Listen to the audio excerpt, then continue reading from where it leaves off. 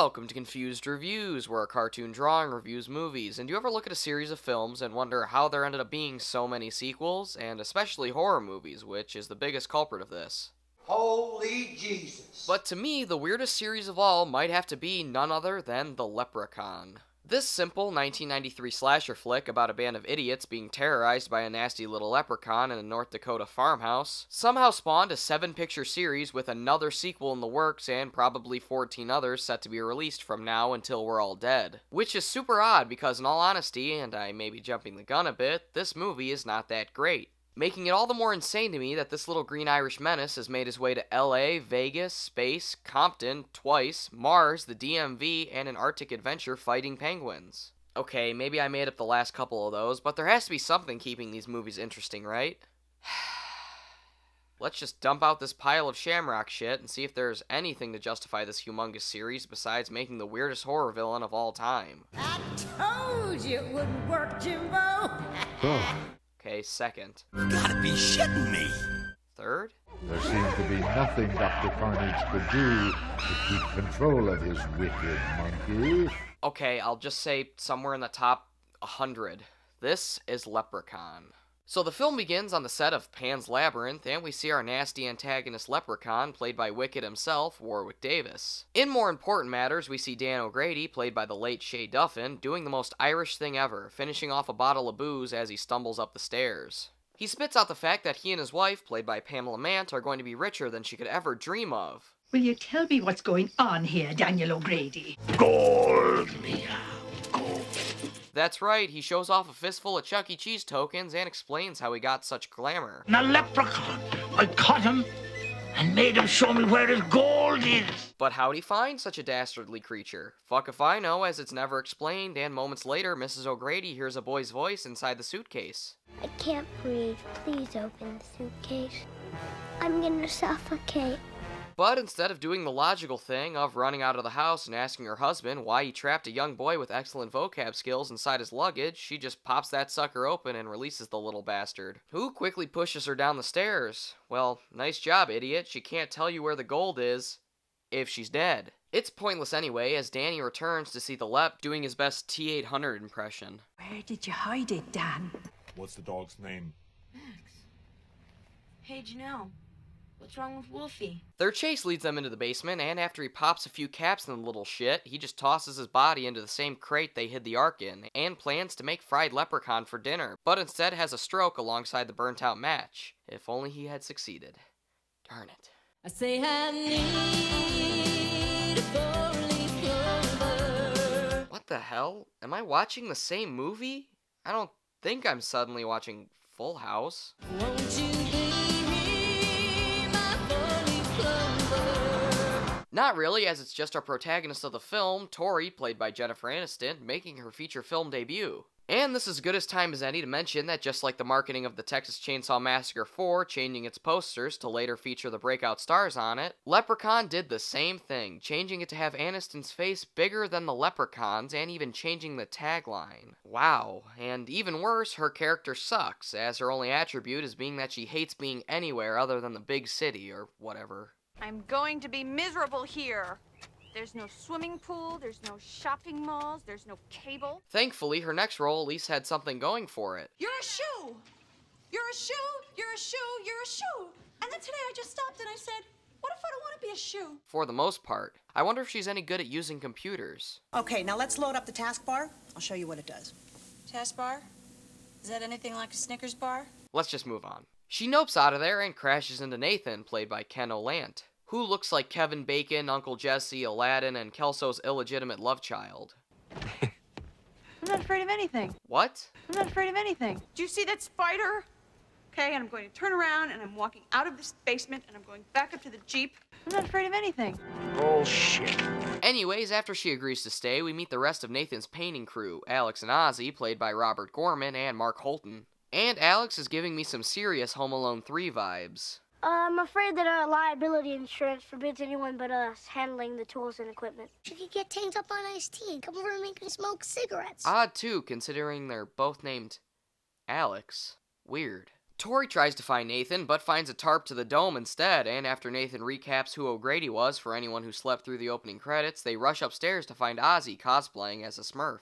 He gets cleaned up, and the now-awake Leprechaun begins singing once again, which is a really weird way to lure someone to help you, but since Ozzy is, a simple man, he moseys his way to the downstairs dungeon and knocks the 4-leaf clover off the box, allowing him to bust his way out. But if those clovers are his kryptonite, wouldn't it still being within an arm's length of him still be able to keep him contained? Wooden stakes still kill vampires regardless of the type of wood they're using.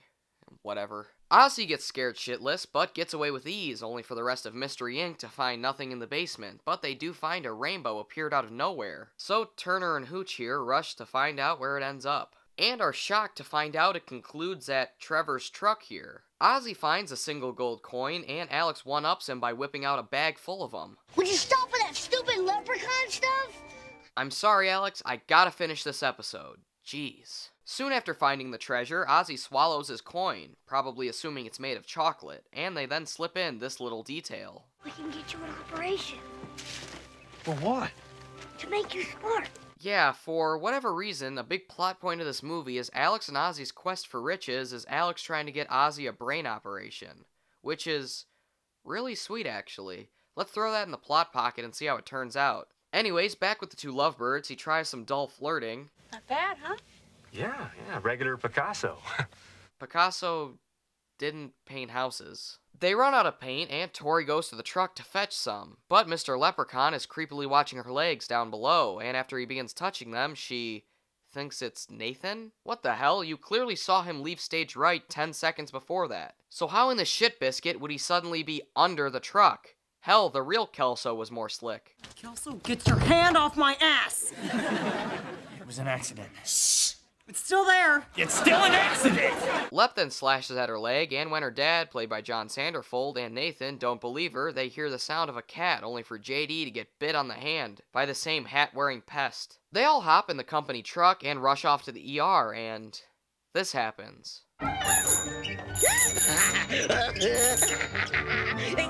Yeah, anyone who says this movie is scary is full of shit. Even Jigsaw's Billy puppet makes the tricycle look more intimidating. Alex and Ozzy sneak off to get their coin estimated, and Joe, played by John Volstad, asks if he can keep it overnight, just like Roy in Gremlins. How did that turn out for him, keeping something overnight to study it?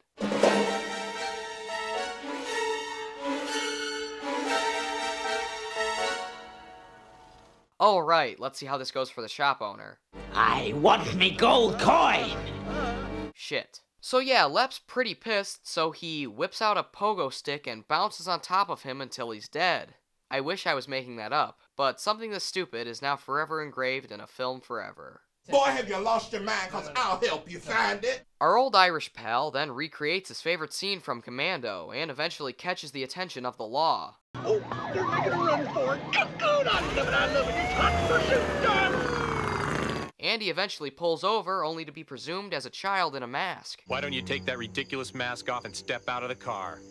It's not nice to make fun of a leprechaun. So the leprechaun grabs at his face and chases the cop through the woods for like 57 years and just snaps the poor bastard's neck. I could have watched the Lord of the Rings trilogy in the time that scene took. Back with the Lep, he rummages through the cupboards and finds some lucky clovers.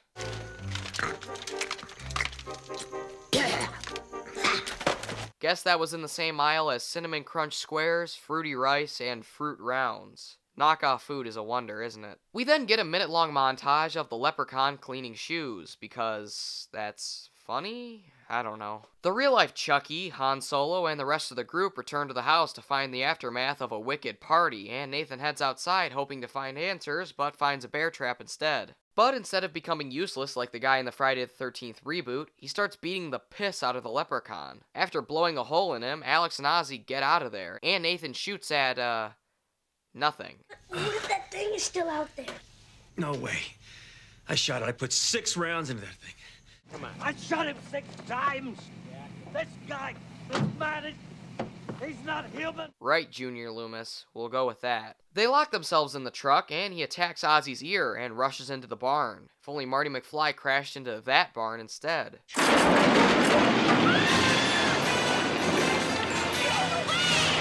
Well, then we get our third instance of the Lep driving some miniature vehicle, and he's still as silly as ever, but at least he gets his hand cut off in the door.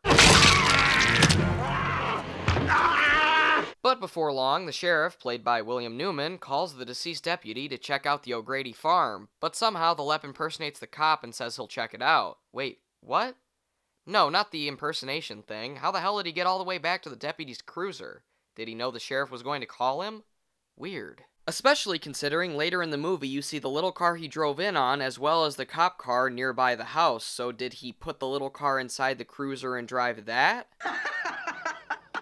That is the stupidest thing I ever heard of. Back with the housebound idiots, we can finally bring back that operation storyline as we find out this. To get Ozzy an operation. To fix his brain. You can't fix Ozzy's brain. I know that, but he doesn't. This shit is too nice and wholesome to be in such a dumb fucking movie. Anywho, Tori heads outside and gets the gold from the same well the Goonies found. Goonies never say die! But Lep returns and she just hands over the gold-filled bag, but since Ozzy swallowed one earlier, he's not too happy and teleports into the fridge, only to spend the next century fucking with the group until finally getting taken down.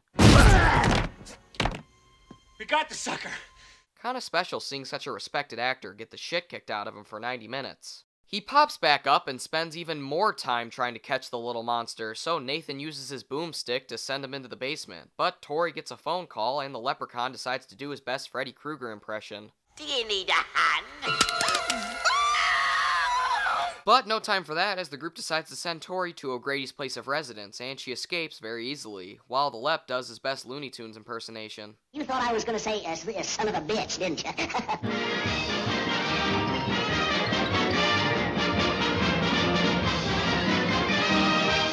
Once at the rest home, she finds a dwarf-sized Dan O'Grady, which turns out to be our cheeky little leprechaun, who goes all Need for Speed on that wheelchair, and Tori escapes to the elevator, which for some reason was holding the dying body of Danny, who explains what we all know, a four-leaf clover will kill that little hell demon. Which, is everyone going to ignore the fact that his body was just in that elevator for no fucking reason other than to give the MacGuffin of the end of the movie?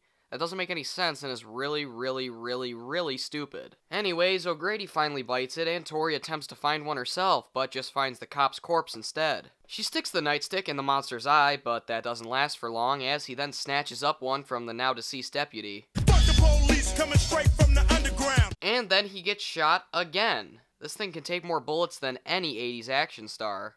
We're not gonna find it. You can too find it. You just gotta believe.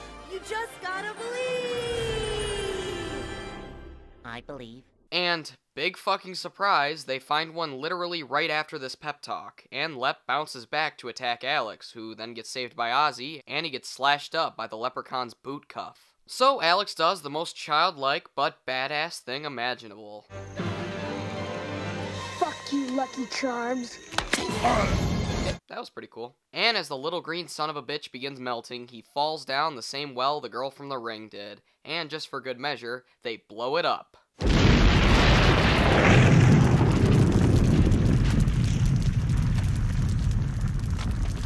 And as usual, the cops finally arrive, and the leprechaun's voice leaves open the possibility for a sequel. I'll not rest till I have me gold. Curse this well that me soul shall dwell. By God, did they go through with it. And that was Leprechaun, and it was bad. For the handful of good, Warwick Davis made this movie at least watchable, even if 90% of it was just him getting shot or knocked over. I can at least see the appeal of the Leprechaun character, even if he's not scary in the slightest, and he does make some entertaining moments in the movie. If they were going for a scary kids movie originally, they still weren't doing all that well, because even Ernest Scared Stupid had a scarier villain. Alex and Ozzy were probably the best part of the movie, and by a long shot. Their character and banter felt natural, and I found myself enjoying all the parts they were in together. I wouldn't have minded seeing them return for a sequel or being in a different goddamn movie. But other than that, this movie sucks. Like I said, it's not scary, and the whole premise is goofy and stupid. There isn't anything all that special about it, and there's nothing making me want to revisit this movie anytime soon. A lot of it's just filler, chase scenes, and other dumb shit that doesn't make any sense or is worthless to begin with. Mostly one-note characters, nothing scary to be found, and a silly story makes this a very below-average horror movie. And one of the only things it has going for it is the breakout star, and the fact that the Leprechaun is at least interesting enough to be remembered as well as Freddy, Jason, Michael, Pinhead, Leatherface, and Chucky. With all that said, pair that with 2 fun characters, kept it fine for a one-time watch, and I'm going to give Leprechaun a D. Because watch it if you must, but it's not really worth going out of your way for unless you're watching the whole series, or you just want to watch a really stupid horror movie. I'm Confused Reviews. Thanks for watching.